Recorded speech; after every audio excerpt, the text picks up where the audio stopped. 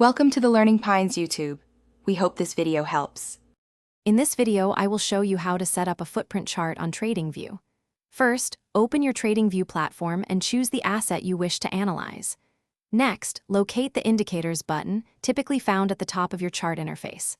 Click on it, and in the search bar, type Footprint or Volume Profile to find relevant tools. Select an appropriate footprint chart indicator from the list to add it to your chart. This initial step is crucial for visualizing order flow effectively. Once your footprint chart is on screen, it is time to customize its appearance for optimal clarity. Double-click the indicator directly on the chart to open its settings panel. Here, you can modify color schemes for bid and ask volumes, making them distinct and easy to read.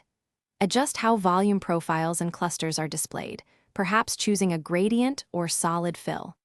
Also, consider setting minimum volume thresholds to filter out less significant data, focusing on key price action.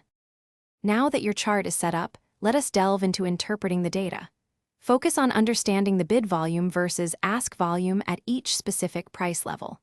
The delta, representing the difference between buying and selling volume, offers crucial insights into market pressure. Look for significant imbalances where one side heavily outweighs the other, as these often signal strong order flow. Additionally, identifying absorption and exhaustion patterns can provide valuable clues about potential price reversals or continuations. To further enhance your analysis, explore various footprint chart types, such as bid versus ask or delta profiles, to suit your trading style. Experiment with session volume and custom time profiles to gain different perspectives on market activity.